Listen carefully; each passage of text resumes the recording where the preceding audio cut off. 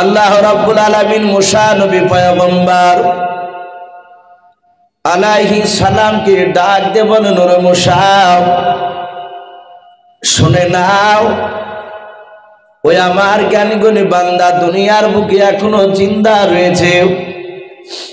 ওই জ্ঞানী গুণী মানুষটার সাথে তোমার যদি সাক্ষাৎ করতে হয়, ওরে মুসা তুমি নদীর ধারে চলে যাও। বলে মুসা নবী বলেন, আল্লাহ নদীর ধারে গিয়ে কি করবো বলেন? আমার আল্লাহ ডাক দিয়ে বলেন, মুসা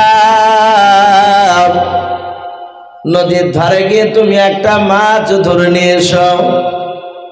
মুসা আলাইহিস সালাম বলেন, আল্লাহ আমি মাছ তো কোনোদিন ধরি নাই। আমার আল্লাহ ডাক দিয়ে বলেন, মুসা আমি আলা কুল্লি শাইইন কাদির, আমি সর্বশক্তিমান। ওরে মুসা তুমি নদীর ধারে গিয়ে হাতটা তুমি বাড়াবাও, আমার হুকুমে আমার কুদরাতে নদীর ভেতর থেকে তাজা মাছ তোমার হাতে তুলে দেওয়ার ব্যবস্থা করে দেব আমি। মুসা আলাইহিস সালাম নদীর পাড়ে গিয়ে বাবরি হাত ওখানা সাট করেছিল। আল্লাহর কুদরাতে ওই নদী থেকে একটা তাজা মাছ বাবরি ঝাঁপ দিয়ে মুসা নবীর হাতে বাবরি পড়ে গেল। আল্লাহর নবী মুসা বলেন, আল্লাহ এই যে নদী থেকে মাছটা আমার হাতে এসে ধরা পড়ে গিয়েছে, আমি মাছটা ধরেছি, এবার কি করা লাগবে বলেন? আমার আল্লাহ বলেন, মুসা ওই মাছটা বাড়িতে নিয়ে গিয়ে তুমি মাছটার আঁশগুলোকে তুমি ছাড়িয়ে নাও। ছাড়িয়ে নেওয়ার পর পানি দিয়ে ভালো করে তুমি ধৌত করে নাও। মাছটার নাড়ি ভরে বের করে ধৌত করার পর ওরে মুসা তোমার আগুনে বাড়িতে তুমি মাছটাকে ভাজা করে নাও। মুসা নবী পয়গম্বর আলাইহিস সালাম তাই করলেন। বাবা মাছটা ভাজা করার পর মুসা নবী ডাক দিয়ে আবার আল্লাহকে বলেন, আল্লাহ মাছটা ভাজা হয়ে গেছে, এখন কি করা লাগবে বলেন? আমার আল্লাহ ডাক দিয়ে বলেন, মুসা মাছটা ভাজা করার পরে একটা ব্যাগের ভিতর ভাজা মাছটা তুমি ভরে নাও। ওরে আমার মুসা তোমার সবচেয়ে জানের বন্ধু, সবচেয়ে তোমার প্রিয় বন্ধু যে ব্যক্তি, সেই ব্যক্তিকে তুমি ডেকে নিয়ে এসো। মুসা নবী পয়গম্বর আলাইহিস সালাম বলেন, আল্লাহ এই দুনিয়ার বুকে সবচেয়ে মিশরের মধ্যে আমার সবচেয়ে জানের বন্ধু, তার নাম হচ্ছে ইউশা বিন নূন। আল্লাহ বলেন, মুসা আমি ওটাও জানি, এ গোটা এই মিশরের মধ্যে সবচেয়ে তোমার যে জানের বন্ধু তার নাম হচ্ছে ইউশা বিন নূন। হে মুসা ওই ইউশা বিন নূনকে ডাকো। বলে আল্লাহ ডেকে কি করবো? বলে ডেকে তোমার ভাজা মাছের ব্যাগটা ওর হাতে দাও। বলে এই মুসা এই মাছের ব্যাগ তোমার বন্ধু তোমার সাথে হাতে হেঁটে যাবে, তুমিও হাঁটবা। বলে আল্লাহ কেমনে দিয়ে হাঁটবো একটু বলুন? বলে তোমরা হাঁটবা নদীর ধার দিয়ে। বলুন আলহামদুলিল্লাহ। আল্লাহ সব বলে দিচ্ছে। বলে এই মুসা নদীর ধার দিয়ে হাঁটতে শুরু করবা, হেঁটে চলে যাবা। বলে আল্লাহ আপনি বলুন আমার গন্তব্যস্থল কত দূরে গিয়ে দাঁড়াবে সেই ঠিকানাটা একটু আপনি দেন। আর ওই যে জ্ঞানীগুণী মানুষটার সাথে আমার সাক্ষাৎ করার প্রয়োজন আমি আপনাকে বলেছি, হে মাওলা ওই লোকটার সাথে কোথায় কেরা দেখা হবে? আমার আল্লাহ বলেন, মুসা তোমার এই ভাজা করা মাছ, আমরা জানি যে ভাজলে সে মাছটা কোনদিন তাজা থাকতে পারে না। এই ভাজা কৃত মাছটা, যে মৃত মাছটা মরে গেছে, মরা মাছ নদীর ধার দিয়ে যেতে যেতে যেতে যেতে যেই জায়গায় এই ভাজা মাছ তোমার তাজা হবে, ওই জায়গাতে তোমার ওই শিক্ষকের সাক্ষাৎ পাবে। বলুন আলহামদুলিল্লাহ। মুসা নবী তার উম্মাদকে বন্ধু ইউশা বিন নূনকে বাপটি ঘটনাটা পুরা সব খুলে বলল। মুসা নবীর বন্ধু ইউশা বিন নূন বললেন, ভাই চিন্তা করবেন না, আমি জানি আপনি যেটা জবান দিয়ে বের করেছেন, আজ পর্যন্ত আপনার কথা জবান দিয়ে বের করা কথাগুলো একটা বিষয় নেই, সবগুলো বাস্তবে পরিণত হয়েছে, সঠিক হয়েছে। হে নবী এই মাছ যেখানে তাজা হবে সেখানে আপনাকে আমি স্মরণ করে দেব, ওখানে আপনার শিক্ষকের সাক্ষাৎ পাবেন। বলে হ্যাঁ ইউসা বিন নুন, তুমি আমাকে একটু স্মরণ করে দিও। মুসা আলাইহিস সালাম চলতে শুরু করলে নদীর ধার দিয়ে। উনি আগে আগে যায়, মুসা নবীর বন্ধু ইউসা বিন নুন ভাজা মাছের ব্যাগ টেনে পেছন পেছন যায়। অনেক দূর বাবজি চলে গেলে, চলে যাচ্ছেন, যেতে যেতে যেতে যেতে মুসা নবীর শাগিরা ইউসা বিন নুন উনি মনে মনে চিন্তা করছেন, আমাকে তো ভোগ লেগেছে। দাগি দিয়ে বললেন, ওগো নবী মুসা আলাইহিস সালাম, আমাকে ভোগ লেগেছে, একটু খাবারের ব্যবস্থা করা যাবে না? মুসা নবী দাঁড়িয়ে বললেন, ভাই তোমার আমার কাছে একটা ভাজা মাছ রয়েছে, আর এই মাছটা তোমার আমার জন্য খাওয়া যাবে না? আল্লাহ বলেছেন এই মাছ এখানে তাজা হবে, সেখানে আমার শিক্ষকের নাকি সাক্ষাৎ পাওয়া যাবে। সেই লোক নাকি আমার চেয়ে জ্ঞানীগুণী মানুষ, আমি তার কাছে আমি দেখতে চাই সে আমার চেয়ে কত বড় দামি লোক, কোন দিক দিয়ে গেলি সেটা আমি একটু দেখার জন্য এসেছি। ভাই সবুর করে, এখানে তো খাবারের ব্যবস্থা নেই। উনি ধৈর্য ধরে বাপজি আবার হাঁটতে শুরু করলেন। হেঁটে যেতে যেতে যেতে যেতে যেতে যেতে মুসা নবী বললেন, ভাই শোনো, আমার শরীর ক্লান্ত হয়েছে না, আমরা এখানে নদীর ধারে একটু জিরিয়ে নিই, একটু আরাম করে নিই। তাফসীরে মারিফুল কোরআনে এসেছে, নদীর ধার, যে ধার দিয়ে যাচ্ছিলেন নদীতে, ওই নদীর ধারে ছোট ছোট পাথর পড়েছিল। মুসা আলাইহিস সালাম একটা পাথরের উপর মাথা দিয়ে তিনি শুয়ে পড়লেন।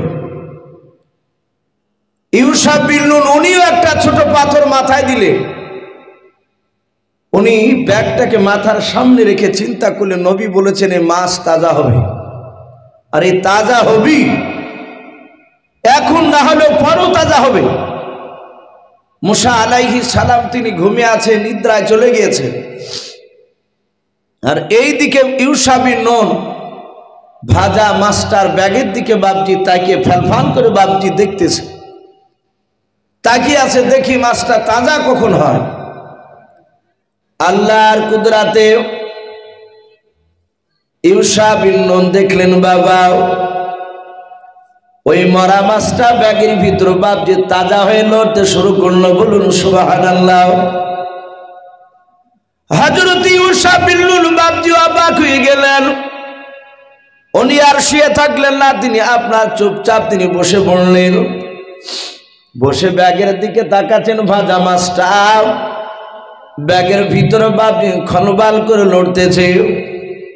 উনি মনে মনে চিন্তা করেছেন, মুসা নবী পয়গম্বর আলাইহিস সালাম বলেছেন, ওরে ইউসা বিন নুন, এ আমার ভাজা মাছ যে জায়গায় তাজা হবে সেই জায়গায় তুমি আমাকে কথাটা স্মরণ করে দিও। আমি যদি দেখতে না পাই তুমি আমাকে একটু ডাকিয়ে বলবা। ইউসা বিন নুন তিনি দেখলেন ওই মাছটা ব্যাগের ভিতর থেকে বাপজি নড়তে নড়তে বেরিয়ে পড়ল। বেরিয়ে পড়ার পর পানিতে বাপজি আপনার ঝাঁপ মেরে দিয়ে চলে গেল। ইউসা বিন নুন তিনি আপনার তাকে আরো বড় ধরনের আশ্চর্য হয়ে গেলেন। মাছটা পানিতে জামনে দিয়ে চলে গেল রে বাবা, অমনে দিয়ে দেখছে সুড়ঙ্গ রাস্তা হয়ে গেল। বলুন সুবহানাল্লাহ। একেবারে সরু রাস্তা। আমরা দেখতে পাই পাহাড়ি মাটি, আপনার একটু উঁচু ঢিপ থাকলে দেখবেন মাছরাঙা, এ দূরের গর্ত থেকে মাছরাঙা ঢোকে, ওই পাহাড়িতে ফুটো থাকে। মুসা নবী ইউসা বিন নুন উনি বলেন, আমি একেবারে দেখলাম মাছটা যেই দিক দিয়ে চলে গেল পানি মেল খেলো না। ডান দিকের পানি বাম দিকে গেল না, বাম দিকের পানি ডান দিকে গেল না, নিচের পানি ওপরে গেল না, ওপরের পানি নিচুতে গেল না, একদম সুড়ঙ্গ রাস্তা হয়ে মাছটা যত দূর গেল তত দূর সুড়ঙ্গ হয়ে গেল। উনি চিন্তা করছে, এ তো নবী বলেছিল আর এই মাছ তো তাজা হয়ে পানিতে চলে গেল। নবী তো এটা বলে নাই যে মাছ তাজা হয়ে পানিতে ঝাঁপ মারবে, কিন্তু কোরআন শরীফের শব্দ এসেছে মাজমুআল বাহরাইনি। আল্লাহ বলেছিলেন, হে মুসা তোমার মাছ তাজা হবে, আর ওখানে দুই নদী মিলিত নদী দেখতে পাবা, সেই জায়গাতে তোমার ওই উস্তাদের সাক্ষাৎ পাবে। যে লোকটাকে আমি জ্ঞানগুণী পৃথিবীতে তোমার চেয়ে পাঠিয়েছি। মুসা আলাইহিস সালাম তিনি ঘুমিয়ে আছেন, আর ইউসা বিন নূন উনি চিন্তা করলেন, না মুসা নবী পয়গম্বর, এখন যদি আমি তার ঘুমটা ভেঙে দিই, আমি যদি ডাকি, মুসা নবীর ঘুমটা যদি ভেঙে যায়, কিয়ামতের ময়দানে যদি আল্লাহ একটিবার যদি বলে, এই ইউসা বিন নূন, আমার পয়গম্বর মুসা কালিমুল্লাহর ঘুমের কেন ব্যাঘাত ঘটালছিল, আমি সেদিন উত্তর দিতে পারবো না। তাই মুসা নবীর সাগীরা চিন্তা করলেন, না, মুসা নবীর স্বইচ্ছায় যখন ঘুম ভাঙবে, ঘুম থেকে আপনা আপনি জাগবে, তখন আমি এই ভাজা মাছের কথাটা, মাঝে তাজা হয়ে গেলে এই কথাটা আমি তার কাছে স্মরণ করে দিব, বলবো। মুফাসসিরিনে কেরাম লিখেছেন, আপনার আমার নবী, প্রতিটা নবীর বাপজি তার একটা খাস বন্ধু ছিল। আমাদেরও থাকে প্রতিটা মানুষের, দেখেন, আলেম আলেমের মতো বন্ধু, হাজি হাজির মতো বন্ধু। একটা দেখবেন যে মদ খেয়ে বাড়া তাড়িও, একেবারে নিম্ন শ্রেণী যদি গরিবে হয়, তারও দেখবেন তারও একটা বাপজি জানের বন্ধু থাকে, কি থাকে না, কথা বলে, তারও থাকে। সেও তার সাথে দেখা যায় ঘাটে ধারে, নাহলে মাঠে, নাহলে রাস্তার ধারে বিড়ি টানতে টানতে বাপজি দুজনায় তাদের বন্ধুত্বর কথা আলোচনা হয়। আপনার আমার নবী হযরতে মুহাম্মদ রাসূলুল্লাহ সাল্লাল্লাহু তাআলা আলাইহি ওয়াসাল্লাম সারা পৃথিবীর শ্রেষ্ঠ রাসূল। আমরা জানি সেই নবীর প্রিয় বন্ধুর নাম ছিল হযরতে আবু বকর সিদ্দিক রাদিয়াল্লাহু তাআলা আনহু বলে নাম। আমরা এটাও জানি যে আবু বকর যখন বিশ্ব নবীর বাপজির সাথে মক্কা থেকে হিজরত করে মদিনা রাস্তায় পাড়ি দিয়েছিলেন, আমার বিশ্ব নবী মক্কা থেকে মদিনায় যেতে বাপজি 13 দিন সময় লেগেছিল। বলুন আলহামদুলিল্লাহ। কতদিন বললাম বাপ? 13 দিন। নবী 13 দিন ধরে বাপজি মক্কা থেকে মদিনায় মানুষের চোখের আড়াল হয়ে হয়ে উনি চলে গিয়েছিলেন। আমার নবী মক্কা থেকে মদিনায় যেতে যেতে বাপজি প্রথমেই মক্কার এলাকাতে রসুলের ঘর থেকে বেরিয়ে গিয়ে বেশ কিছুটা দূর যাওয়ার পর আবু বকরকে সাথে করে নিয়ে একটা গুহার ভিতর বাপজি রাসূলুল্লাহ আশ্রয় নিয়েছিলেন। গুহাটার নাম মনে আছে বাপ আপনাদের কারো? গারে সুর। কি বললাম? গারে সুর।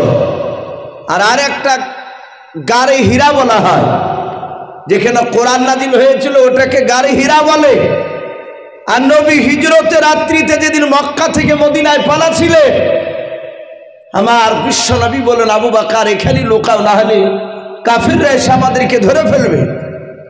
আমরা এখানে লুকিয়ে থাকবো, তারপর এখান থেকে আবার কিছুক্ষণ পর আবার যাবো।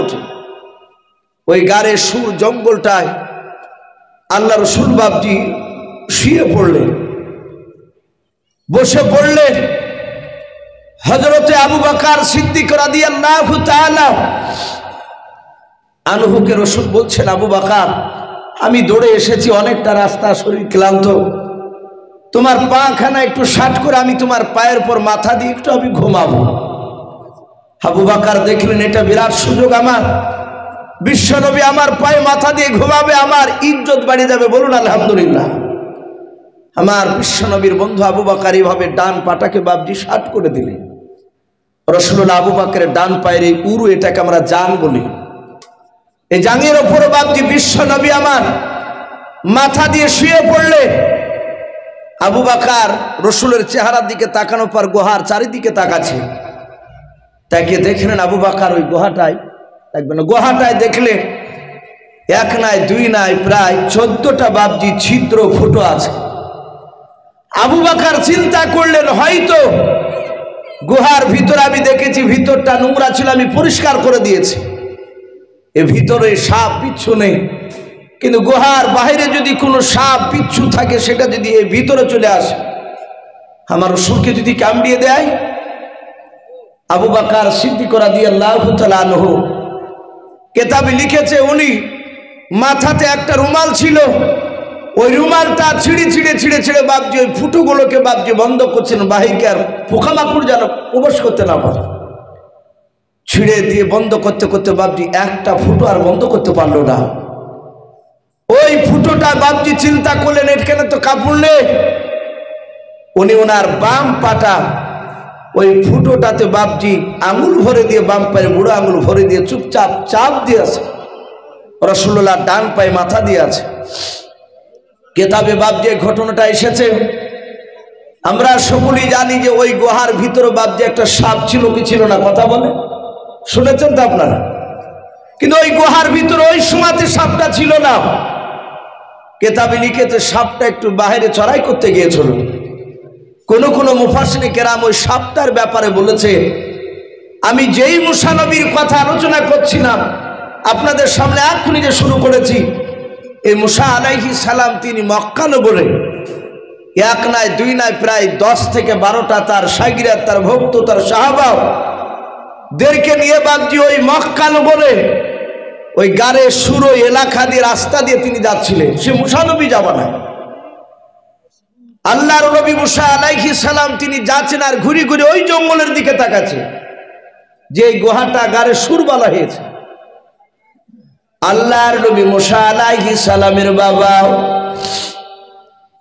কয়েকটা বন্ধুর মধ্যে থেকে একটা শাগিরাত বন্ধু ওই মক্কা নগরে গুহার পা দিয়ে যেতে যেতে উনি লক্ষ্য করে দেখলেন বারবার ওই জঙ্গলটার দিকে ঘুরে ঘুরে তাকাচ্ছেন। মুসা নবীকে ডাক দিয়ে বলেন, নবী গো, আমি অনেকক্ষণ ধরে মক্কা নগরে যখন আপনি যাচ্ছিলেন আমি ফলো করে দেখলাম আপনি সামনের দিকে পা ফেলছেন আর পেছন দিকে ঘুরে ঘুরে কেন আপনি জঙ্গলের দিকে তাকাচ্ছেন বলেন। মুসা নবী পয়গম্বর আলাইহিস সালাম ডাক দিয়ে বলেন, ভাই আমি জঙ্গলের দিকে ঘুরে ঘুরে কেন তাকাচ্ছি তুমি জানো না? বলে নাও। ওরে আমার ভাই শুনে নাও, এই জঙ্গলের ভিতরে একটা গুহা রয়েছে। এই গুহার ভিতরে সারা পৃথিবীর পয়গম্বর জনাবে মুহাম্মদ রাসূলুল্লাহ সাল্লাল্লাহু তাআলা আলাইহি ওয়াসাল্লাম যে নবীকে দুনিয়ার বুকে সৃষ্টি না করলে বাবা গোটা পৃথিবীর নিজামকে আল্লাহ বানাতেন না, আর সেই নবীকে সেই জামানায় নবীকে আল্লাহ পাঠাবেন। ওরে আমার বন্ধুরা, ওই নবীকে তার দেশের লোকেরা চিনতে পারবে না। ওরে বন্ধুরা শুনে নাও, ওই দেশের লোকের অত্যাচারে থাকতে না পেরে আল্লাহর হুকুমে আমার সে আখিরি জামানার পয়গম্বর জনাবে মুহাম্মদ রাসূলুল্লাহ সাল্লাল্লাহু তাআলা আলাইহি ওয়াসাল্লাম মক্কা থেকে পালিয়ে যেতে যেতে এই জঙ্গলে গুহার ভিতরে যেটা গুহা আছে সেই গুহার ভিতরে মুসা নবী তার বন্ধুকে নিয়ে এখানে আশ্রয় নেবে। মুসা নবী শুধুই কথাটা বললেন, সেই আখিরি জামানা নবী তার বন্ধুকে নিয়ে এখানে আশ্রয় এখানে থাকবে, এই জাহাতে থাকবে বলেছে। আর ওই ভিতরে ছিল সাপ। সাপটা বেরিয়ে এসে আল্লাহর কুদরাতে মুসা নবীর সাথে কথা বলছিল। বলুন আলহামদুলিল্লাহ। ডাকে দিয়ে বলে, এই মুসা নবী, এখানে আমি থাকি আর আমার ঘরে আবার কাকে নিচে ঢোকাচ্ছ? বলে, হে সাপ, সারা পৃথিবীর শ্রেষ্ঠ রসুল হবেন ওটাই। বলে তাই? বলে হ্যাঁ, উনি প্রতিটা নবী রসুলদের তিনি সর্দার হবেন। বলুন আলহামদুলিল্লাহ। আমার বিশ্ব নবীকে সাইয়্যিদুল মুরসালিন বলা হয়, রসুলদের সর্দার। আমরা এটাও শুনেছি, হয়তো আপনাদের ইমাম সাহেব প্রায় মসজিদে বাবজি এটা যে আরবিতে রজব মাস চলছে, কি চলছে না ভাই? আগামী শাবান মাসটা শেষ হয়ে গেলি রমজান মাস শুরু হবে। প্রায় মসজিদে বাবজি রজব মাসের মেয়েরাজের ঘটনা আলোচনা করে। আপনার আমার বিশ্বনবী মেয়েরাজে গিয়ে 7টা আসমান পার করে 7 আসমানের উপর একটা মসজিদ রয়েছে বাপ। ওই মসজিদটার নাম জানা আছে আপনাদের কারো? বাইতুল মামুর। কি বললাম? বাইতুল মামুর। একেবারে কাবা শরীফের বাপজি একদম ওপরে, 7টা আসমান পার করে ওপরে বাপজি সেই মসজিদটা আছে। ওই মসজিদে লক্ষ লক্ষ বাপজি, কোটি কোটি ফেরেশতা, যত নবী রাসূল আল্লাহ পাঠিয়েছিল সব নবী রাসূল ওখানে কাতার বেঁধে দাঁড়িয়েছে, 2 রাকাত নামাজ পড়বে। প্রথমে ইমামতি কে করবেন? বললেন জিবরিল আলাইহিস সালাম করবে। জিবরিল বলেন আমি এই জামাতের ইমামের আমি যোগ্য নয়। বলুন আলহামদুলিল্লাহ। বলে কে ইমামতি করবে? জিবরিল বলেন এখানকার ইমামতি তাহলে সর্বপ্রথম নবী হিসাবে দুনিয়াতে আদমকে পাঠানো হয়েছিল, আদমকে পাঠানো, আদমই যাক। বললেন আমি এখানকার ইমামের যোগ্য নয়। বলে এত নবী রাসূল এবং ফেরেশতাদের ইমামতি কে করবে? সবাই আওয়াজ দিল এখানকার ইমাম হবেন তিনি হচ্ছেন মুহাম্মদ রাসূলুল্লাহ সাল্লাল্লাহু আলাইহি ওয়াসাল্লাম। নবী ওখানে বাপজি ইমাম করেছিলেন, নামাজ পড়িয়েছিলেন। এই জন্য বাপজি ওনাকে রাসূলদের ইমাম বলা হয়, সাইয়্যিদুল মুরসালিন, রাসূলদের সরদার। ডাক দিয়ে বাপজি বলল সেই নবীজি এখানে আসবে। বাপজি আমার সোনা লালেরা মুসা নবীকে বলেছিলেন হুজুর আপনি দোয়া করেন যেন আখিরি জামানার সেই নবীকে আমি সালাম না দিয়ে আল্লাহ যেন আমার মওতটা না নেয়। বলুন আলহামদুলিল্লাহ। আমি যেন ওই নবীকে সালাম দিতে পারি। মুসা নবী দোয়া করেছিলেন। কোন কোন মুফাসসির কেরাম লিখেছেন যে আল্লাহ তার দোয়াকে কবুল করেছেন। আবু বকর সিদ্দিক রাদিয়াল্লাহু তাআলা আনহু পা ভরে দিয়ে বাপজি বসে আছে, রাসূল শুয়ে আছে। হঠাৎ সাপটা বাপজি আল্লাহর কুদরতে খবর পেয়েছে, ছুটছে। সে ছুটে আসার পর গর্তগুলো দেখছে সব বন্ধ, একটা গর্ততে কাপড় দেওয়া নেই, আঙুল ভরা আছে। সাপটা প্রথমে তার লেজ দিয়ে ধাক্কা মারছে, রাসূলকে সালাম দিবে। আবু বকর বুঝতে পেরেছে সাপ মনে হয় এসেছে। আমরা জানি শরীরে স্পর্শ নাক সবারই না করলেও লোকের মুখে শুনেছি সাপের শরীর মানুষের গায়ে ঠেকলে সাপের শরীর নাকি ঠান্ডা লাগে। মুসা নবী পয়গম্বর নাই, আবু বকর সিদ্দিক রাদিয়াল্লাহু তাআলা আনহু উনি আঙুলটা দিয়ে আরো জোরে চাপ দিচ্ছে যে সাপটা যেন প্রবেশ করতে না পারে। সাপ এক না দুই নয় বাবাও 4-5 বার বাপজি ধাক্কা মারলো, যখন গেল না পাটা বাপজি টানলো না, ওই বুড়ো আঙুলের আগায় বাপজি ওই মাথাতে সাপটাই কামড় মেরে দিল। হযরতে আবু বকর বাপজি বিষে জর্জরিত অবস্থায়, উনি বুঝতে পারছেন বাহির থেকে আমাকে সাপে কামড়ে দিয়েছে। কিন্তু আবু বকর চিন্তা করেছেন মালিক সারা পৃথিবীর রহমতের নবী আমার ডান পায়ের উপর মাথা দিয়ে ঘুমিয়ে আছে। মুসা নবী পয়গম্বরের ঘটনাও আবু বকর সিদ্দিক রাদিয়াল্লাহু তাআলা আনহুর বাপজি মনে পড়ে গেল তার বন্ধুর কথাও। ওই যে মুসা নবী ঘুমিয়ে আছে, মাছটা তাজা হয়ে পানিতে চলে গেল। মুসা নবীর শায়গরা তখনও বাপজি ডাকেন নাই। হযরতে আবু বকর তিনি এই ঘটনা বাপজি শুনেছিলেন আমার বিশ্ব নবীর মুখ থেকে। বাবাও আল্লাহর নবী জনাবে মুহাম্মদ রাসূলুল্লাহ সাল্লাল্লাহু তাআলা আলাইহি ওয়াসাল্লামের বন্ধু আবু বকর উনি মনে মনে চিন্তা করেছেন মাওলা তোমার নবী মুসা নবীর বন্ধু ইউসা বিন নুন যদি তার ঘুমটা যদি না ব্যাঘাত ঘটায়, আমি সেই নবীর বন্ধু আবু বকর আমিও বিশ্ব নবীর ঘুমের ব্যাঘাত ঘটাবো না। আবু বকর চিন্তা করলেন মাওলা জীবন দিতে রাজি আছে কিন্তু বিশ্ব নবীর ঘুমের ব্যাঘাত ঘটাবো না। বলুন সুবহানাল্লাহ। আবু বকর বিষে জর্জরিত, তার ধৈর্য ধরে থাকতে পারেন না। আবু বকর দাঁড়িয়ে আছেন না বসে আছে, পাখানা বাম পাটা দিয়ে বাপজি চেপে ধরে আছে। আবু বকরের 2 চোখের কোনা দিয়ে বাপজি ঠোপে ঠোপে পানি গড়ে গিয়াও, গাল বয়ে বাপজি থুতনি দিয়ে দাঁড়িয়ে আগা দিয়ে বাবা আমার বিশ্ব নবীজির বাপজি পবিত্র গালে গিয়ে 1 ফোঁটা বাপজি পানি পড়ে গেল। আমার নবীজি চোখটা খুলে দেখলেন, বিশ্ব নবী বললেন আবু বকর আমার মনে হয় তোমার বিবি রুম্মানের জন্য মনটা খারাপ করে বুঝি। এই আবু বকর তোমার কি কলিজার টুকরা বিটি হযরত আয়েশা হযরত আসমার কথা তোমার কি মনে পড়ে বলো? আবু বকর কাঁদে আর বলে নবী রাসূল নাও। বলে আবু বকর তুমি আমার দিকে চেয়ে চেয়ে কেন কান্না করেছো বলো? তোমার চোখের পানি কেন আমার চেহারাতে পড়লো বলো? আবু বকর কেন তুমি কান্না করেছো বলো? আবু বকর বলেন ইয়া রাসূলুল্লাহ ইয়া হাবিবাল্লাহ ফিদাকা বি ওয়া উম্মি, নবী আপনার পদতলে আমার পিতামাতা বিসর্জন হয়ে যান। ও নবীজি শুনে নেন, আমি আমার বিবির জন্য কাঁদি নাই, আমার বিটি আয়েশা আসমার জন্য আমি কাঁদি নাই। আল্লাহর নবী বলেন আবু বকর কেন তুমি কাঁদো বলো? আবু বকর বলছেন হুজুর আমি আমার বিবির জন্য কাঁদি নাই, সাপে আমাকে কামড়ে দিয়েছে। আল্লাহর নবী তাকে বলেন আবু বকর গুহার ভিতরে তো সাপ দেখতে পাওয়া যায় না। আবু বকর বলে নবী গো আমার ওই বাম পায়ের বুড়ো আঙুলের কামড়ে দিয়েছে, সাপটা মাইরা আছে। নবী আমি পাটা টেনে নিলে সাপটা প্রবেশ করে আপনাকে হয়তো কামড়ে দিতে পারে। আল্লাহর নবী বলেন আবু বকর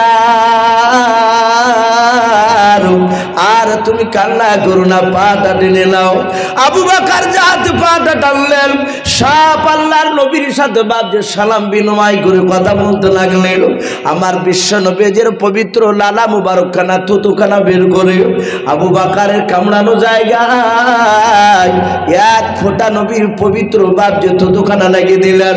আল্লাহর মেহেরবানি আল্লাহর কুদরাতে আবু বকর বলেন আমার বিশ্ব নবীর থুতুখানা ঠাকাতে যতটা বাজে সময় লেগেছে ভালো হতে অতটা সময় লাগে নাই। বলুন আলহামদুলিল্লাহ। যাতে নবী থুতু দিলেন আমার সাথে হাতে ব্যথা আপনারও পানি হয়ে গেল। ও বাপজি ভাইয়ের আমি বলছিলাম আবু বকর বাপজি জীবন দিতে রাজি ছিলেন। মুসা নবী বন্ধুর কথা দিকে লক্ষ্য করে বাবা মুসা নবীর ইউসা বিন নূর উনি মনে মনে চিন্তা করলেন না না মুসা নবী ঘুমিয়ে আছে, ঘুমটা ভাঙানো যাবে না। আপন মনে মুসা নবী যখন জাগ্রত হবে, আপন মনে যখন ঘুমটা ভাঙবে, তখন আমি আমার মুসা নবীকে মাছ তাজাহার সমস্ত ঘটনা আমি বলবো। আল্লাহর নবী মুসা পয়গম্বর আলাইহিস সালাম ঘুমিয়ে আছেন, ইউসা বিন নূন বাপজি বলবো বলবো করে তাকিয়েছিলেন, কিন্তু আল্লাহর কুদরত মুসা নবীর জাহাত বাপজি ঘুমটা ভেঙে গেল। আর ওই সময় আমার আল্লাহ মুসা নবীর বন্ধু ইউসা বিন নূনের বাবা মাছ তাজাহার কথাটা ভুলিয়ে দিয়েছেন। বলুন আলহামদুলিল্লাহ। একেবারে সাথে হাতে ভুলে দিয়েছেন আল্লাহ। আল্লাহ সব কিছু করতে পারে। এই যে আপনারা আমরা বসে আছি, আল্লাহ এখনো যদি ব্রেন স্মরণ রাখার নাকটা যদি আল্লাহ এখনই ঢিল করে দেয় তো মানুষ খোদানা খাস্তানা না করে এখন হয়তো পাগলা হয়ে যাবে। মানুষ ভালো পা চায়ের দোকানে চা খেতে গিয়েছে, হেঁটে ভালো পায়, ওখানে পড়ে গিয়েছে, ওখান থেকে উঠে এসে আর পা পাততে পারছে না, প্যারালাইসিস হয়ে গেছে। এরকম অনেক হয় না? আল্লাহ ইচ্ছা করলে সেকেন্ড লাগবে না। মুসা নবীর ইউসা বিন নূন তার বন্ধুর মাছ স্মরণ করার কথাটা ভুলে দিয়েছে। কোরআন শরীফে এসেছে ঘটনাটা, উনি ভুলে গিয়েছে। মুসা আলাইহিস সালাম বলেন ভাই আমরা এখনো সেই গন্তব্যস্থানে পৌঁছাতে পারিনি যেখানে মাছটা আল্লাহ আমাকে বলেছেন যে তোমার বন্ধু আছে সেখানে, চলো আমাদের এখনো গন্তব্যস্থল পৌঁছাতে অনেক দেরি। উনি বলেন হুজুর চলে। বলি চট করে বাপজি ব্যাগটাকে নিয়ে হাঁটতে শুরু করেছে, সোজা অনেক দূর চলে গিয়েছে। চলে যাওয়ার পরে আমি প্রথমেই বলেছি মুসা নবী খুব রাগের ছিলেন। উনি পেছন ঘুরে বলছেন ভাই মুসা বিন নূন ভোগ আমাকেও লেগেছে, আর ওর শাগিরাতকে তো ভোগ লাগিয়েছিল। বলে ভাই এই অনেকটা এসেছি, শিক্ষকের কোনো সাক্ষাৎ পাওয়া যাচ্ছে না, মাছটা বাইর কর, দুজনাতে অধা দিকে ভাগ করে খেয়ে যা হবে, আর সামনে যা দরকার নাই। এইসব বিন নূন ব্যাগে হাতটা ভরে বলছেন হুজুর মাফ করবে। মাপ মানে হুজুর মাছ তো নাই। মুসা আলাইহিস সালাম বলেন ভাই তাহলে আমি ঘুমিয়েছিলাম তখন কি খেয়ে নিয়েছো নাকি? বলে হুজুর আমি খাইনি। কিন্তু সেখানে একটা বিরাট আশ্চর্য ঘটনা ঘটে গিয়েছে। বলে কি ঘটনা? বলে নবী আপনাকে বলবো বলে আমি ভুলে গিয়েছিলাম, আপনি মাছটা খেতে না চাইলে আমার মনে হয় যে মনে হতো না। কি হয়েছিল? বলে হুজুর আপনি ঘুমিয়েছিলেন, আমি জেগেছিলাম, মাছটা দেখলাম তাজা হয়ে ব্যাগের ভিতর থেকে বেরিয়ে নদীতে পানিতে ঝাঁপ দিল। যেখানে ঝাঁপ দিল, ঝাঁপ দেওয়ার পরে সোজা চলে গেল। হুজুর যেদিক দিয়ে গেল দেখলাম সুড়ঙ্গ রাস্তা, পানি তো মিলল না। মুসা নবী বললেন ভাই আমি বলেছিলাম না যে আমাকে স্মরণ করে দিল? হুজুর ভুলই তো গিয়েছিলেন, আমি ইচ্ছাকৃত বলিনি তা নয়, আমি ভুলে গিয়েছিলাম। মুসা নবী বললেন আর সামনের দিকে যাওয়া যাবে না, পেছন দিকে চলো। ওই জায়গাতে আমার শিক্ষক আছে, জ্ঞানী গুণী মানুষ আছে। তাফসীরে লিখেছে মুসা নবীরা পায়ের নিশানা দেখে দেখে হাঁটতে লাগলেন, কারণ পাথর অনেকগুলো ছিল। এক রানিং হেঁটে যাওয়ার, যেখানে সুবাই ঘুমাতে যাবে, একটু আরাম করতে যাবে, ওখানকার পাহাড়টি একটু বেশি হবে, হবে না পায়ে ছাপ, একটু ঘোরাফেরা করেছে ওখানে। আসার পর দেখছে ওই জায়গাতে সুড়ঙ্গ, সেই পানিতে রাস্তা হয়ে আছে।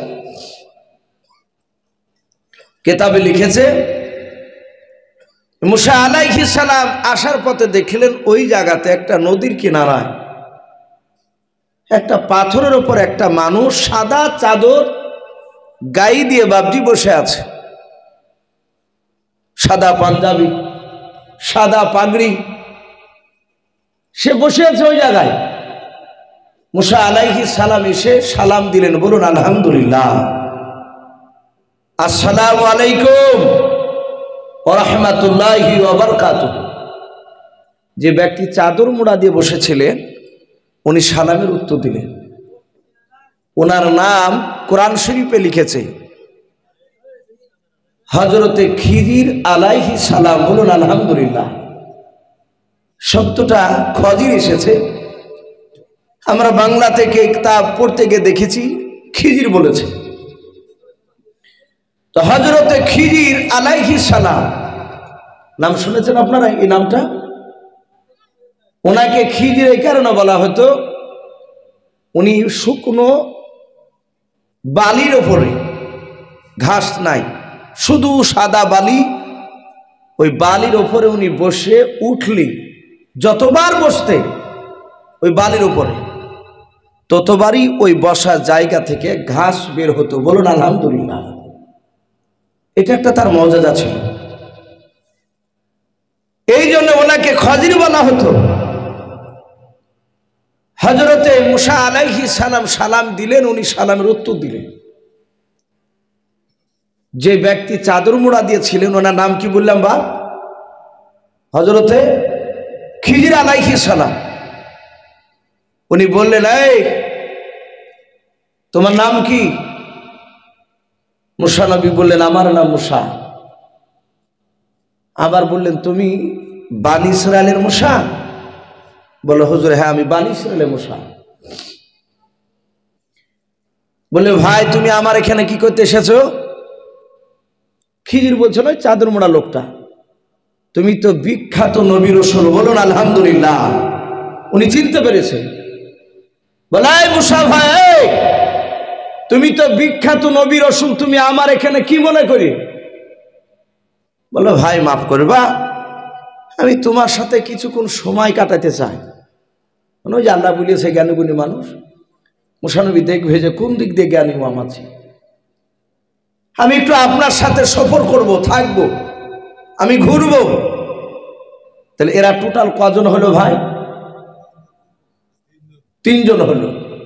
মুসা নবী, মুসা নবীর ছাত্র শাগিরাত বন্ধু ইউসা বিন নূন, এরা দুজনাই যে খিজিরের কাছে গিয়ে দাঁড়িয়েছে। তাহলে এদের দুজনার শিক্ষক উনি আল্লাহর কথা অনুযায়ী। ইউসা বিন নূন বলেন ভাই মুসা, আমি তোমার পা থেকে মাথা পর্যন্ত তাইকে আমি দেখতে পাচ্ছি, তুমি আমার সাথে বেশিক্ষণ সময় দিতে পারবে না, আর আমি যে সব কাজগুলো করব এই মুসা তুমি বরদাস্ত করতে পারবে না, বলুন আলহামদুলিল্লাহ। এটা আগেই বলছেন ইউসা বিন নূন।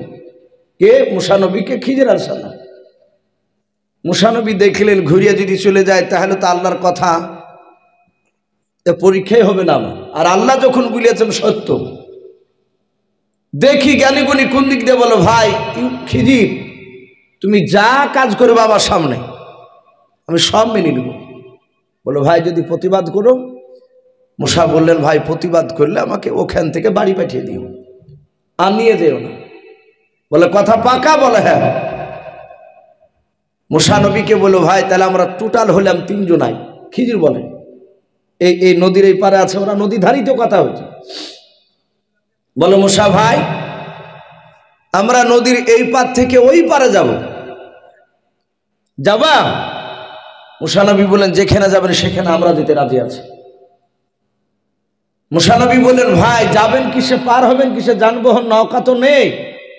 বলে আল্লাহ ব্যবস্থা করে দিবেন, উনি বলছেন। মুসা নবী বলে দেখলাম, হঠাৎ করে দেখলাম নদীর ওই পার দিয়ে একটা নতুন নৌকা চলে যাচ্ছে মাঝিতে নিয়ে। ওই নৌকাটা বাবজি মাঝি নতুন তৈরি করে প্রথমে বাবজি শহীদ করেছে নদীতে, সেদিনই নামালছে।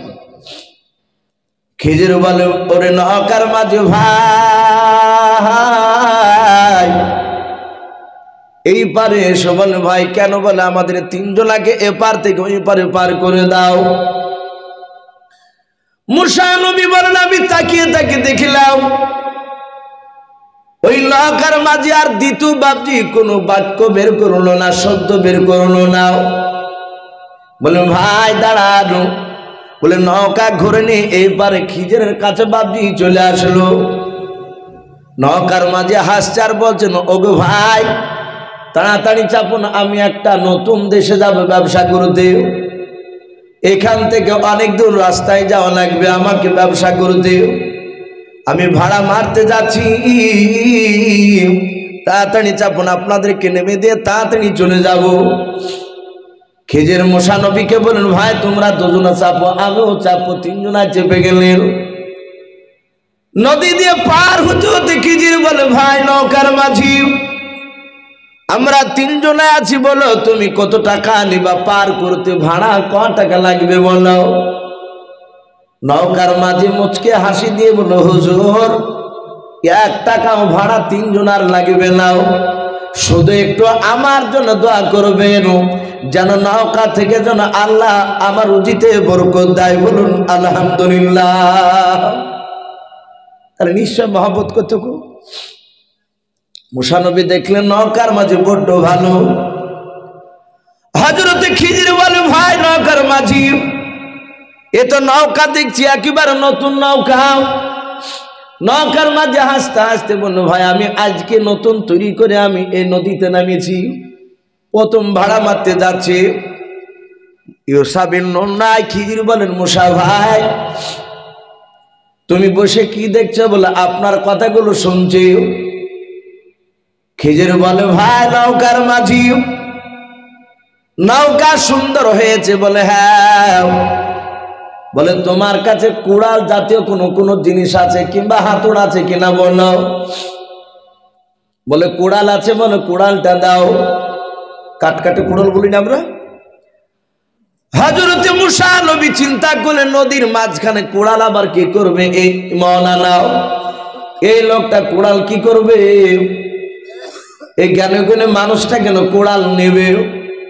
নৌকার মাঝি বলল হুজুর ওই দেখেন কুড়াল। কুড়ালটা মাঝি বাপজি নিয়ে এসে ওই খিজিরকে দিয়ে দিলেন।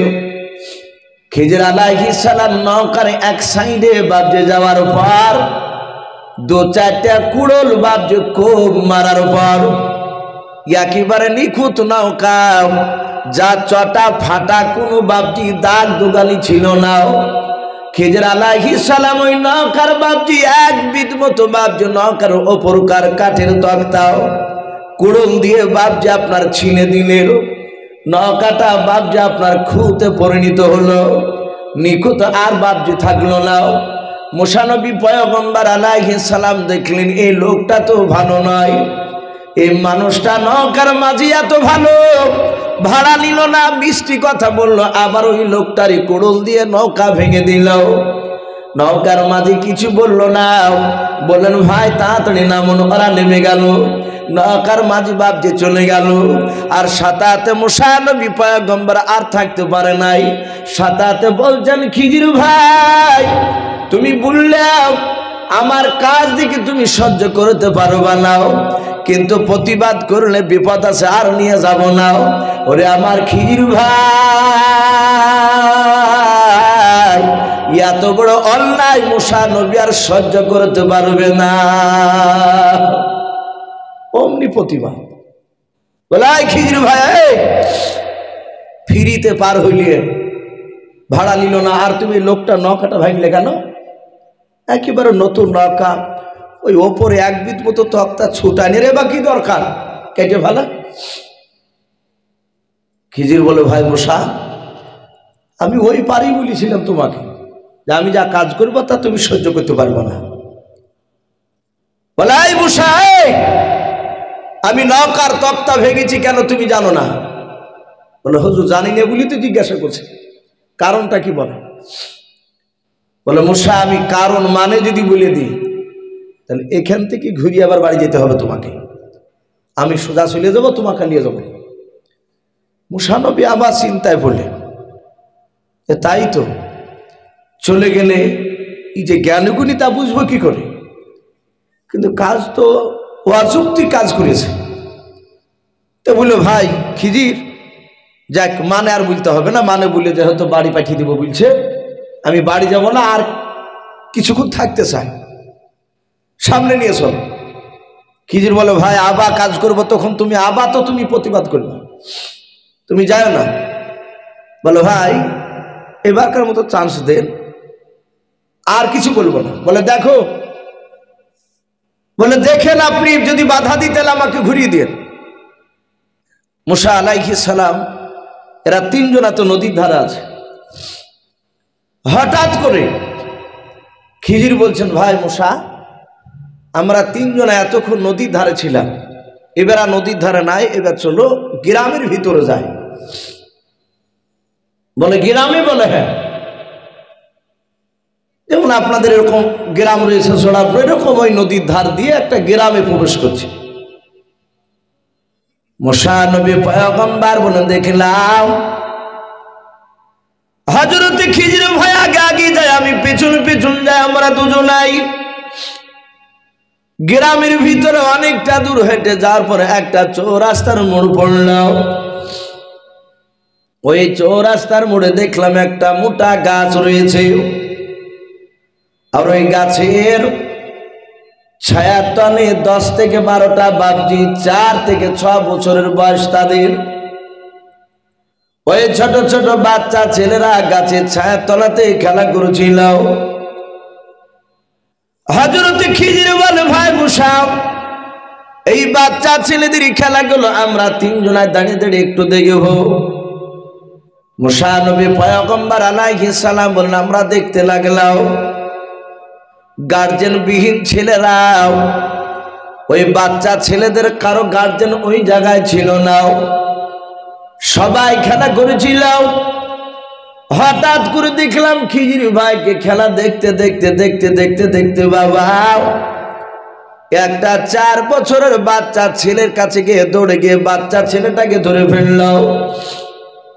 ধরার পর এখানে মুফাসসিরে কেরাম বাপজি 2 রকমের বাপজি রাবিতে বয়ান করেছে। একজন রাবি বলেছে যে মুসা আলাইহিস সালাম বলে দেখলাম ওই খিজির ভাই বাচ্চা ছেলেটাকে বাপজি মাটিতে ধরে শুয়ে দিল। বাচ্চা ছেলেটাকে শুয়ে দিয়েও ওই বাচ্চা ছেলেটার 2টো পায়ের মধ্যে একটা পাকে বাপজি পা দিয়ে চেপে ধরল, দ্বিতীয় আর একটা পাকে ওই খিজির ভাই ধরে টান মেরে বাবা মুরগে ফাড়াকের ফড়ফাড় করে ওই 4 বছরের বাচ্চাটাকে ফেড়ে ফেলল।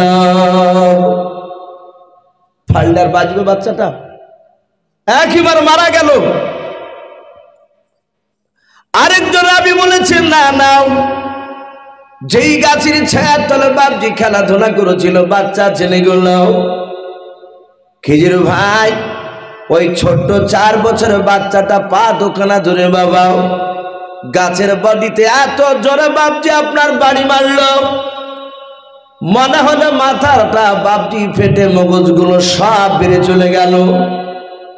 এক কথায় হয় বাড়ি মেরে মারো কিংবা টান মেরে ফেড়ে ফেললো, বাচ্চাটাকে একেবারে শেষ করে দিল।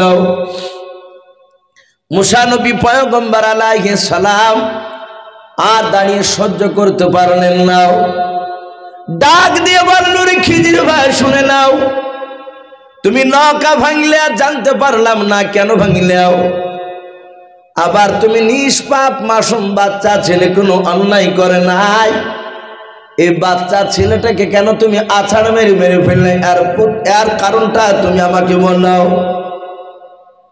হযরতে খিজির বলে, মুসা ভাই এই বাচ্চাটাকে কেন মেরেছে তুমি জানতে পারো না? বলে নাও শুনে নাও, ওই নৌকা কেন ভেঙেছে তুমি জানো না? বলে নাও।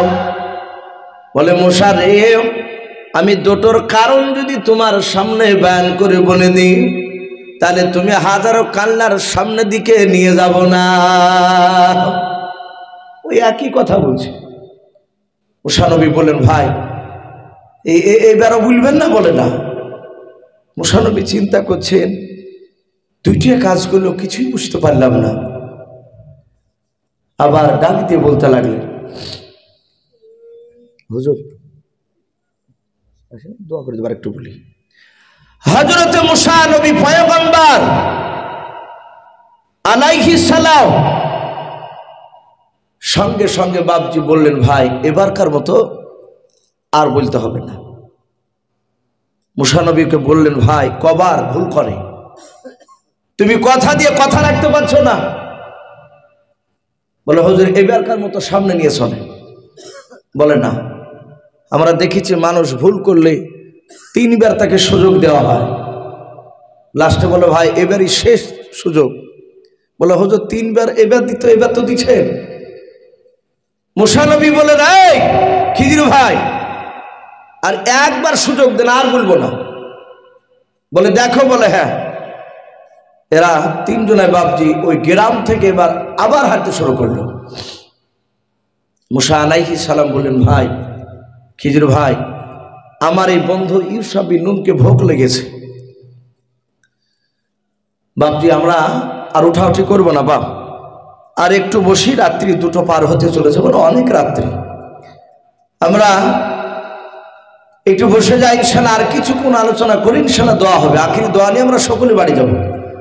আর খাস করে জালসার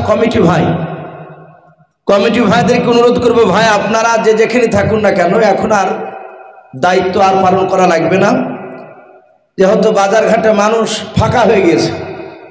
তা আমি কমিটি ভাইদেরকে বলবো, ভাই আপনারা ঘুমিয়ে না থেকে যদি কেউ শুয়ে থাকেন তাহলে তাড়াতাড়ি উঠে এসেন, এসে আমরা সকলে বসে শেষ মোনাজাতে একটু শরীক হবে ইনশাআল্লাহ। ভাই যারা রাস্তায় ঘোরাফেরা করছেন আমি তাদেরকে বলবো, কমিটি ভাই আপনারা তাড়াতাড়ি আসুন। আমি বলছিলাম যে হযরতে মুসা নবী পয়গম্বর আলাইহিস সালাম বললেন, হুজুর আমার এই মুরিদ শিক্ষক ছাত্র বন্ধুকে অনেকক্ষণ আগে ভোগ লেগেছে, আমাকেও লেগেছে, তো দয়া করে একটু খাবারের ব্যবস্থা হবে না এই গ্রামে? নিশ্চয় আপনার এলাকা। খিজির বলল, ভাই তাহলে দাঁড়াও দেখি, খাবার তার আমাদের কাছে নাই, বাড়িতে কেউ দিচ্ছে কে দেখি। খিজির ভাই প্রতিটা বাড়ির দরজাতে সালাম দেয় আর খাবার চায়। বেশ কয়েকটা বাড়িতে ঘুরলে একটা বাড়িওয়ালা বাপজি এক মুষ্টি খাবার দিল না, সবাই বলছে নাই, খাবার নাই। খিজির বললেন, ভাই গ্রাম খুঁজতে খুঁজতে একদম শেষ হয়ে গেল, একটা জঙ্গল মাঠ পড়েছে। খিজির বলছেন, ভাই মুসা মাফ করবা, খাবার দিল না, তা আমি কি করব, খাবার নাই। তো মুসা নবী বলেন, এমন এলাকায় থাকেন যে একটা লোকের কাছ থেকে খাবার ম্যানেজ করতে পারলেন না, আপনি আমার এলাকায় যাই, কত খাবার খাবেন আমি নিয়ে দিব আপনাকে। বলে, ভাই আমাকে না দিলে আমি করব কি? সবর করো। মুসা নবী তার বন্ধুকে বলেন, ভাই তুমিও সবর করো, ইমানদারদের ধৈর্য ধরা ছাড়া তো কোনো রাস্তা নাই। হযরতে মুসা নবী পয়গম্বর আলাইহিস সালাম সঙ্গে সঙ্গে আপনার বলা হয়েছে, উনি বলেন যে খিজির আলাইহিস সালাম মার দিয়ে চলতে লাগলেন, আমরা চলতে লাগলাম। অনেক দূর মার দিয়ে যেতে যেতে দেখলাম হযরতে খিজির ভাই বাপজি জঙ্গলের কাছে গিয়ে রাস্তার ধারে বাপজি দাঁড়িয়ে গেলেন।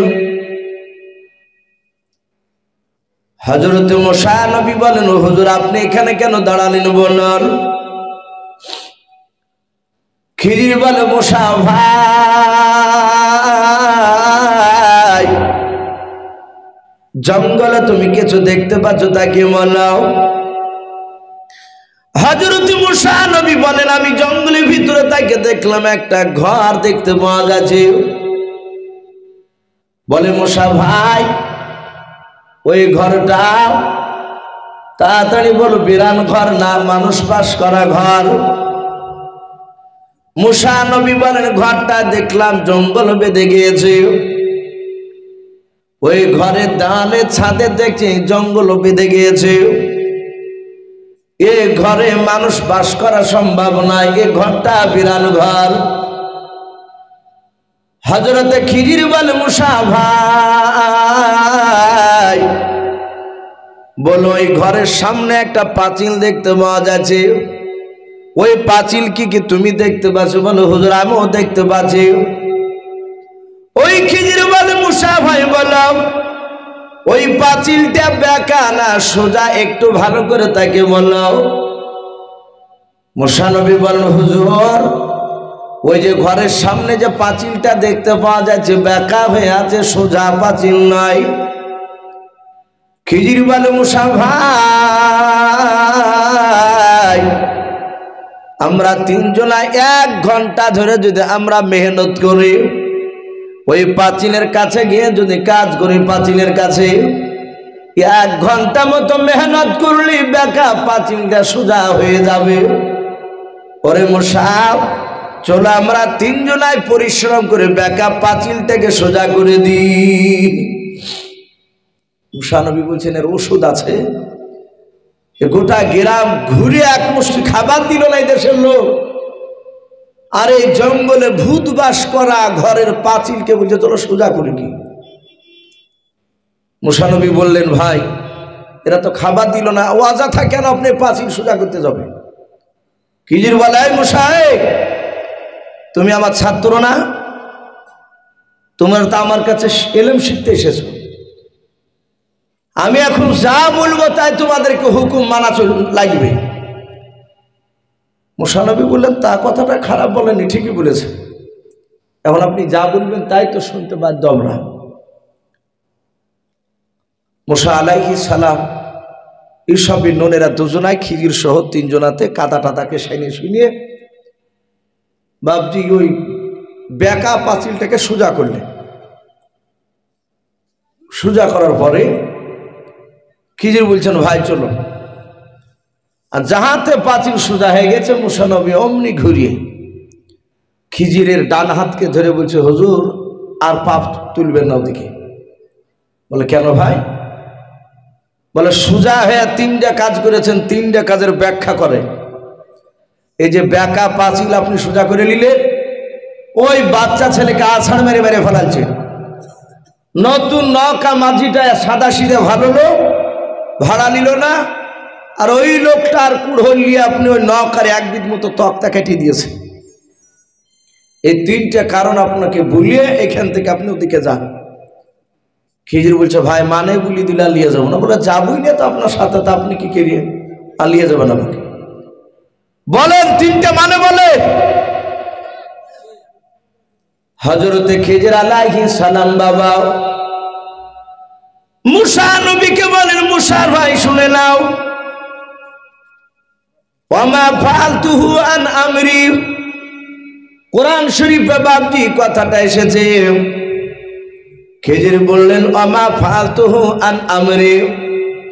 ওরে মুসা ভাই আমি 3টা যে কাজ করেছে শুনে নাও, ওই কাজ 3টা আল্লাহর হুকুমে করেছে, বলুন সুবহানাল্লাহ।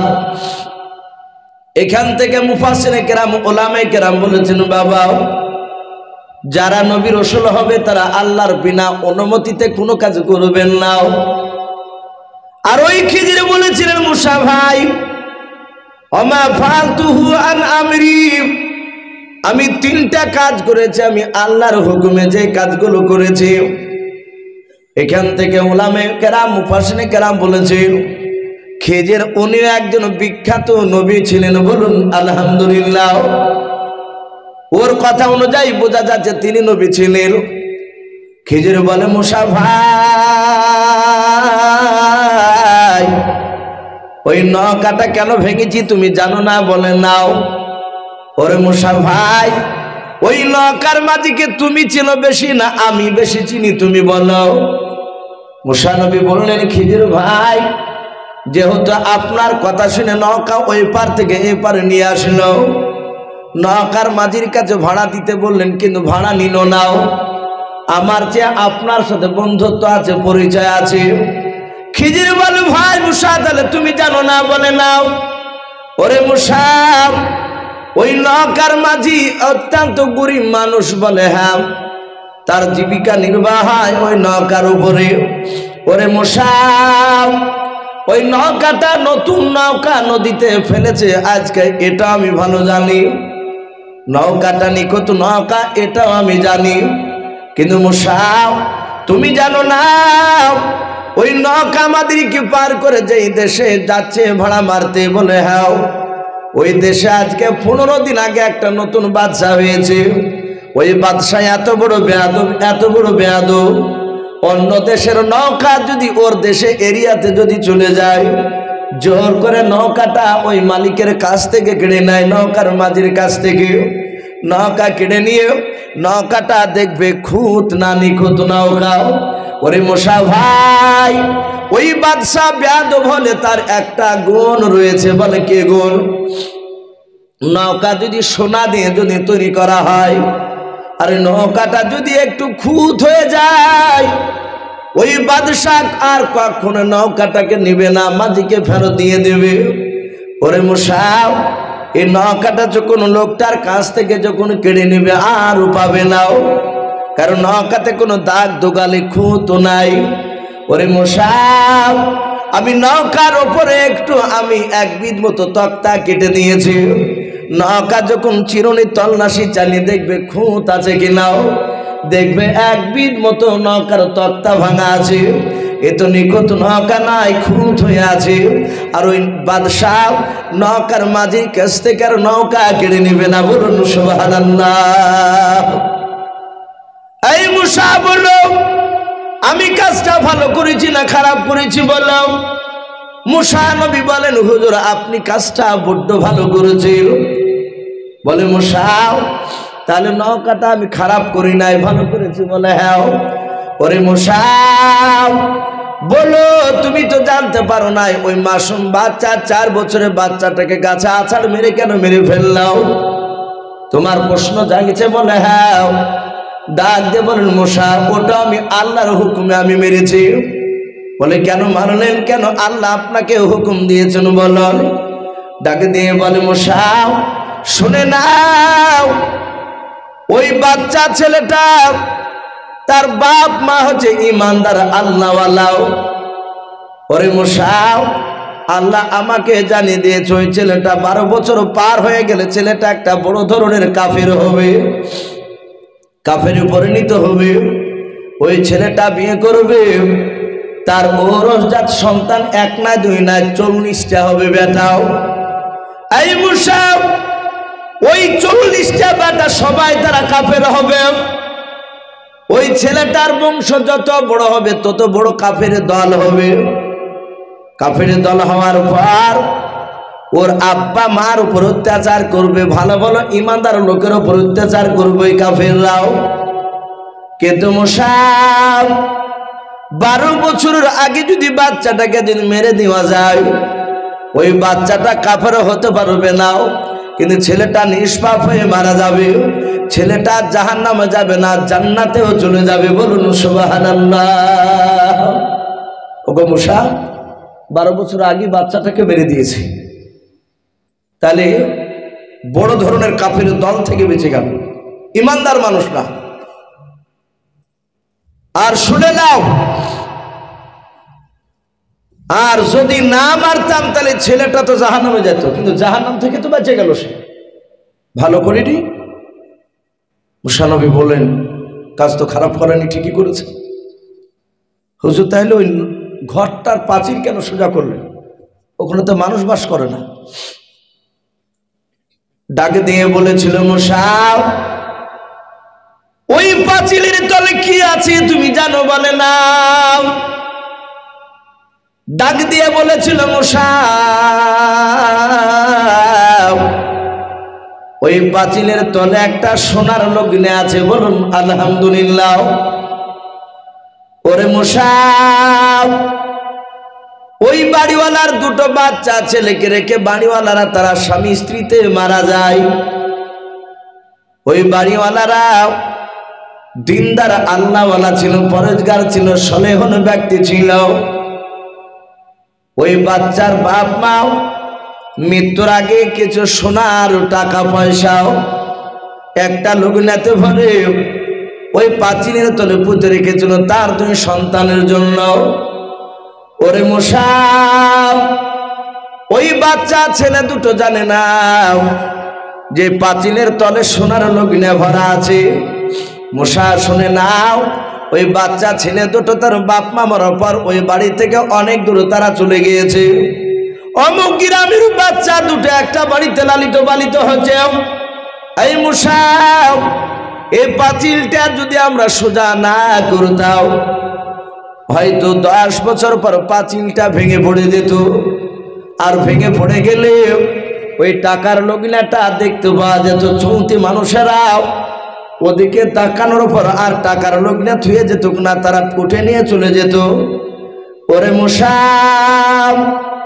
আমরা 3 জনায় 1 ঘন্টা মতো পাঁচিলটা সোজা করে দিয়েছে। শুনে নাও এই পাঁচিল 10 বছর কেন 50 বছরও পাঁচিলটার পড়বে না। বলে নাও মুসা ওরা আস্তে আস্তে 2 ভাই যখন বড় হয়ে যাবে ওরা বাপের ভিটাতে তারা আসবে, আসার পর 2 ভাই ঘর ভেঙে বাড়ি করতে যাবে। যখনই পুরানো ঘর ভেঙে বাড়ি করতে যাবে ওই পাঁচিল ভাঙতে যাবে আর পাঁচিলের ভিতর থেকে সোনার টাকাটা পেয়ে যাবে, ওদের 2 ভাইয়ের উপকারে আসবে। বলুন আলহামদুলিল্লাহ। মুসা খারাপ করেছি? বলো হুজুর না, আপনি ভালোই করেছেন। কিতাব এসেছে মুসা আলাইহিস সালাম খিজিরে হাত ধরে কাঁদতে লাগলেন, বলে হুজুর ভুল করেছে, মানে জানতেছে, এবার সামনের দিকে নিয়ে চলো। খিজির বললে না ভাই, আমি কথা দিয়েছি, মানে বলে দিলে আর সামনের দিকে নিয়ে যাব না, এখান থেকে ঘুরিয়ে এবার বাড়ি চলো। আপনার আমার রাসূল সাল্লাল্লাহু তাআলা আলাইহি ওয়াসাল্লাম উনি সাহাবাদের সামনে মুসা নবীর ঘটনা আলোচনা করতে গিয়ে নবী বলতেন হায় আফসোস, হায় আফসোস, আমার ভাই মুসা যদি মানে জানতে না চাইতো আরো হয়তো সামনের দিকে যেত, এইরকম আরো হয়তো নতুন নতুন কয়েকটা আরো কিছু ঘটনা হয়তো ঘটতো। শেষের বেলায় মানে জানলে তো উনি বলতেনি। মুসা নবী না জিজ্ঞাসা করলে আরো কিছু অজানা জিনিস আমরা জানতে পারতাম। ভাই মুসা আলাইহিস সালাম বললেন হুজুর আর নিয়ে যাবেন না? বলে না। এরা ঘুরে এসে নদীর ধারে আসলেন। খিজির বললেন ভাই মুসা তাকে দেখুন, ওই দেখেন একটা পাখি ওপর থেকে উড়ে এসে নদীতে আসছে, ঝাঁপ দিল, পানি থেকে বাপজি ঠুটে করে পাখিতে পানি দিয়ে চলে গেল। খিজির বললেন ভাই নদী থেকে পাখিটা কি নিল? বলে পানি খেলো। ক ফুটা? বলে 1 ফুটা। বলে মুসা ভাই এই নদীর পানি কি কমলো? বলে না ভাই। বলে মুসা তোমার আমার ইলম নিয়ে বড়াই করা যাবে না, গর্ব করা যাবে না। সমুদ্রে যেমন 1 ফুটা পানি পাখিতে খেয়ে ওর পানি কমে না, আল্লাহর কাছে প্রচুর জ্ঞান আছে। তোমাকে আমাকে ওই পানিটা ভাগ করলে 70 ভাগ করে যে জাররা হয় তার চেয়েও কম আল্লাহ তোমাকে আমাকে এলেম দান করেছে। বলুন আলহামদুলিল্লাহ। তাই শুনে না মুসা, কখনোই জানে ওই বলবা না যে আমি বড়। এখন কেতাব এসেছে বাপজি কথাটা, তাহলে মুসা নবী চেয়ে কি উনি বড়?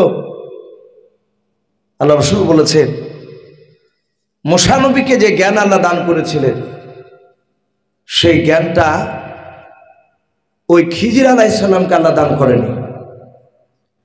আর খিজির আলাইহিস সালামকে যে ইলমটা দান করেছিলেন সেই জ্ঞানটা আমার মুসা নবীকে দিয়েছিলেন না। বলুন আলহামদুলিল্লাহ। তাই ভাই আমি প্রতিটা বাপজি ভাইদেরকে বলবো আমরা অহংকার তাকাব্বুর করব না। আল্লাহ যেন আমাদের সকলকে যেন হেফাজত করুন। বলুন আল্লাহুম্মা আমিন। আমার পূর্বেকার বক্তাদের মুখ থেকে আপনারা অনেক দামি দামি কথা শুনেছেন। ভাই আমরা হয়তো সারা রাত্রি জালসা অনেক জায়গাতে করি, মুসলিমে কয়েকজন লোক বসে থাকে, তারা হয়তো ভাবে যে কখন দোয়া করবে কখন দোয়া করবে, কিন্তু এই রাত্রিটা ভাবছে আল্লাহ রাব্বুল আলামিন আমাদেরকে ঘুমের জন্য আল্লাহ দান করেছে। রাত্রি এটা একটা বড় নিয়ামত। আমাদের হয়তো দেশে প্রথা হয়ে গিয়েছে, অনেক জায়গাতে আছে দিনের বেলা জালসা হয়, কিন্তু আমাদের দিকে প্রথা নেই। আলহামদুলিল্লাহ আপনাদের দোয়ায় আমি যে মাদ্রাসা পড়াই ধনাইপুর উহার পড়াই, গত বছর থেকে বাদ দিয়ে 2 বছর থেকে দিনের বেলা জালসা শুরু করেছি। জোহরের পর থেকে প্রধান বক্তা তোলা হয়। আলহামদুলিল্লাহ ওই এলাকাতে দিনের বেলাতে যা লোক হয়েছে তা রাত্রে তার 4 ভাগের 1 ভাগ হয় না। আমরা জায়গা দিতে পারিনি, অনেক জায়গায় আছে। যেমন আগামী পরশু বাবজি মেদিনীপুর, পূর্ব মেদিনীপুর, এই কারিগরি আস্তনা সাহেবের আমি যাব, ওখানেও দিনের বেলা থেকে বাবজি প্রোগ্রাম শুরু, অনেক জায়গাতে হয়েছে।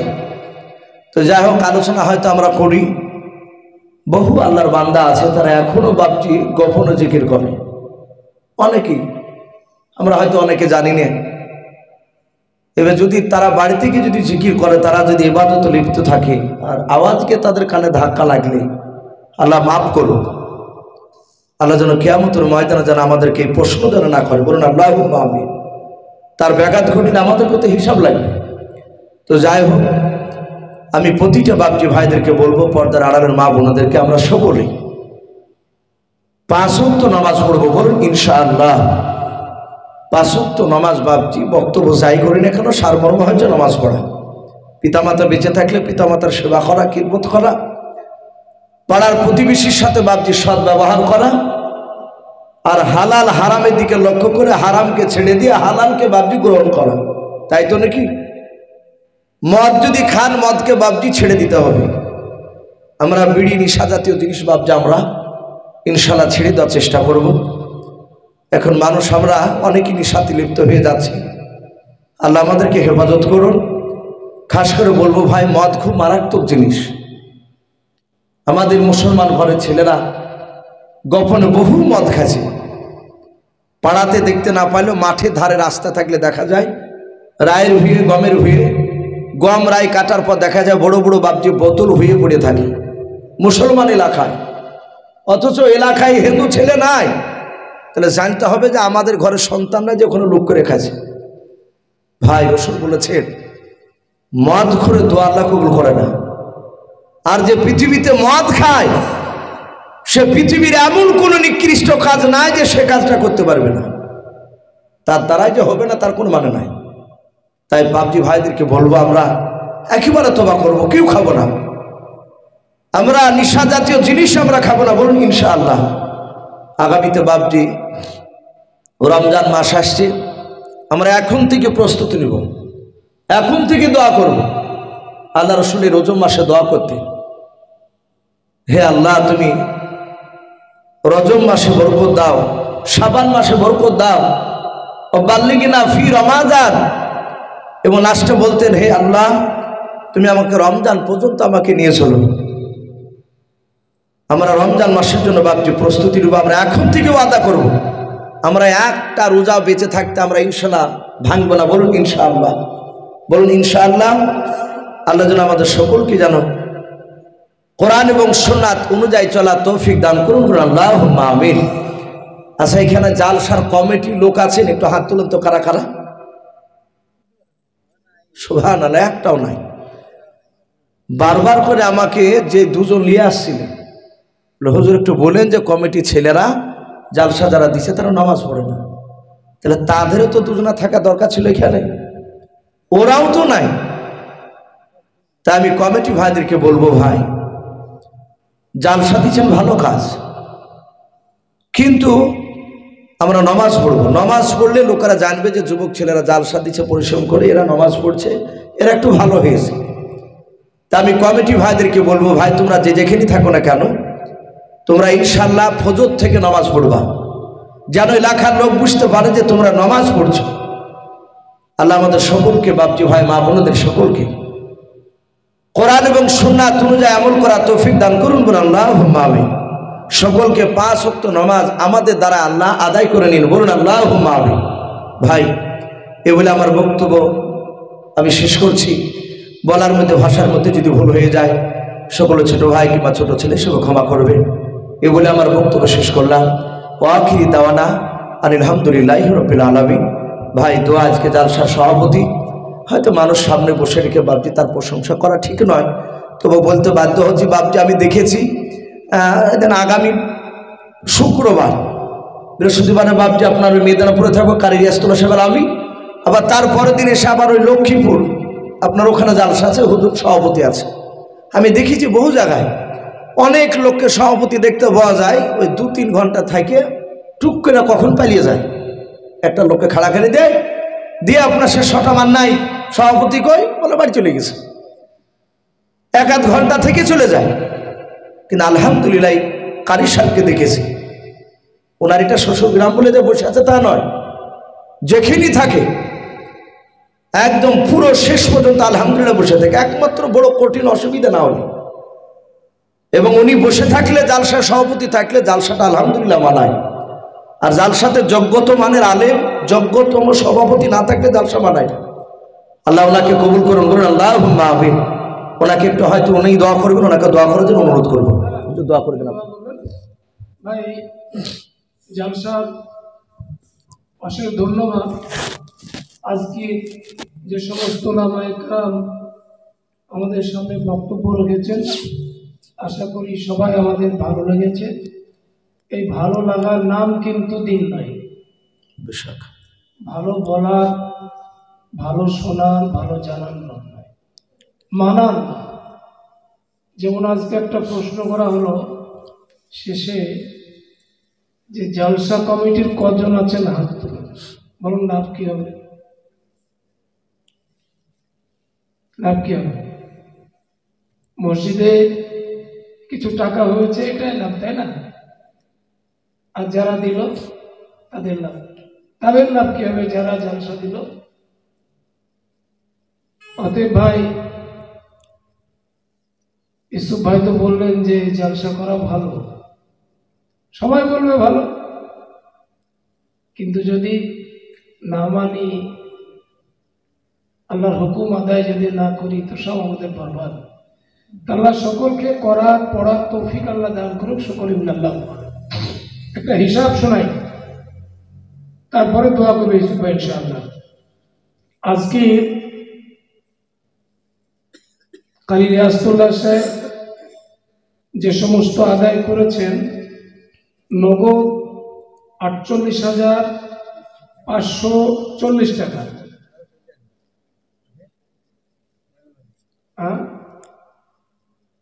নগদ জমা হয়েছে। উনি নেমে গিয়েছিলেন তখন 47,740 টাকা, পরে 1100 টাকা এসেছে। একটা জাদু দারোগা 100 টাকা দিয়েছে, মবের স্ত্রী ডোপাড়ার 500 টাকা দিয়েছেন, আর একজন রিম্পা বিবি 500 টাকা দিয়েছেন। এখানে 1100 টাকা জমা। আচ্ছা, দেখেন হাফিজুল দারোগা 1000 টাকা দিয়েছেন। আল্লাহ তার জানে বলে বরকত দিক, এহ জগৎ পরজগৎ কল্যাণ করুক, সকলে বলে আল্লাহুম্মা আমিন। ইসু ভাই, দুয়ার আগের টাকা কম হয়ে গেল না? ক টাকা কম হয়েছে? ওই দেখেন আরেকজন আর আপনার 49,540 এখন পার হয়ে গেছে মাশাআল্লাহ হয়ে গেছে মাশাআল্লাহ আল্লাহ কবুল করুন আমিন আল্লাহ হাফিজুল্লাহ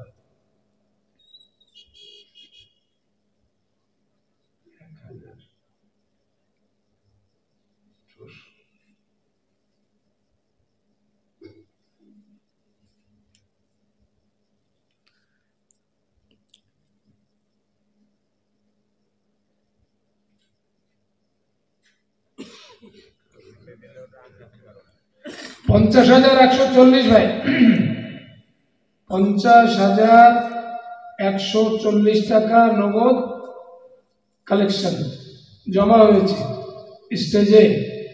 বাকি জালসা কমিটি কি করেছে না করেছে সেটা জালসা কমিটির কাছে হিসাব নিকাশ আছে। আজকে ডাইসে যেটা আদায়, আর যে সমস্ত ভাইরা ওয়াদা করেছেন 62,000 টাকা ওয়াদা, 62,000 টাকা ওয়াদা, আর সিমেন্ট ওয়াদা হয়েছে 20 ব্যাগ। আল্লাহ সকলের ওয়াদা সকলের দান কবুল করুক। সকলে বলি আল্লাহুম্মা আমিন। আল্লাহ হাত তুলে আল্লাহুম্মা আমিন। আলহামদুলিল্লাহি রাব্বিল আলামিন ওয়াল আকিবাতু লিল মুত্তাকিন ওয়াসসালাতু ওয়াসসালামু আলা রাসূলিল আমিন ওয়াসসালাতু ওয়াসসালামু আলা সাইয়্যিদিল মুরসালিন। রব্বানা যালামনা আনফুসানা ওয়া ইল্লাম তাগফির লানা ওয়া তারহামনা লানাকুনান্না মিনাল খাসিরিন। রব্বানা লা তুযিগ কুলুবানা বা'দা ইয হাদাইতানা ওয়া হাব লানা মিন লাদুনকা রাহমা ইন্নাকা আনতাল ওয়াহ্হাব। আয় আল্লাহ, গভীর রাত্রিবেলায় মওলা তোমার শাহী দরবারে হাত উঠিয়েছি। মওলাই কারীম, জানি না তোমার দরবারে মওলা আজকে পবিত্র জালসার মাহফিল কবুল হয়েছে কিনা। আয় আল্লাহ, দয়া মেহেরবান করে তুমি আমাদের সকলের মওলা সগীরা কবিরা জানা অজানা জাহিরি বাতিনি যাবতীয় গুনাহ করে ফেলেছি। আয় আল্লাহ, তুমি আমাদের সকলের জীবনের যাবতীয় গুনাহগুলো তুমি